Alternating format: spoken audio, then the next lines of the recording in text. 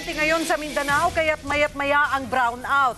Kabado tuloy ang United Nationalist Alliance na baka magkaroon ng hokus-pokus sa araw ng botohan.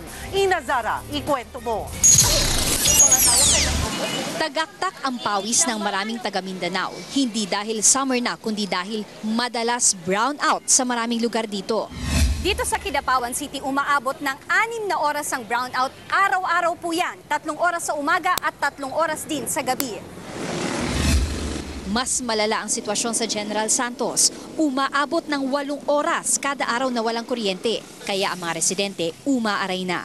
Malaki ang babayaran, tapos walang kuryente, yung mag-iinom ng mga soft drinks, maghanap pa talaga yung malamig. Mainit nga masyado. Mas lalong uminit kasi walang electric fan, di magamit. 2 hydropower plant ng Mindanao pero dahil sa kalumaan, 1,038 megawatts lang ang kayang isupply ng mga planta kada araw. Kulang na kulang sa kailangang higit 1,600 megawatts. Pati mga kandidato ng United Nationalist Alliance, nasampulan ng problema ng abutan sila ng brownout habang nangangampanya. Nasa higit 18,000 PCOS machines ang gagamitin dito sa Mindanao sa eleksyon. Pangamba ng una, baka samantalahin ng brownout para magkadayaan. Kaya daw nila hinahabaan yung rotating brownouts, they're saving for election day. Sana naman wag mangyari kasi alam mo, pag opposition ka, takot ka praning ka. Delikado na. Maging ang nag-resign noon sa Senado dahil sa akusasyon ng dayaan sa Mindanao, kabado raw.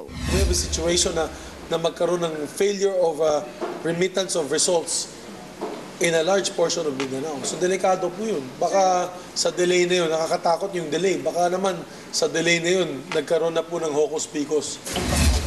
May auxiliary battery ang mga PCOS machine. Kaya nitong gumana sa loob ng 16 na oras kahit walang kuryente. Pero kahit si COMELEC Chairman Sixto Brillantes, ayaw magpakakampante.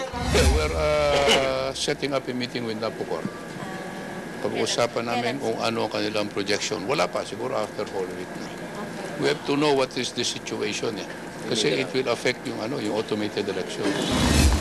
Mula dito sa Kidapawan City, Ina Zara, News 5.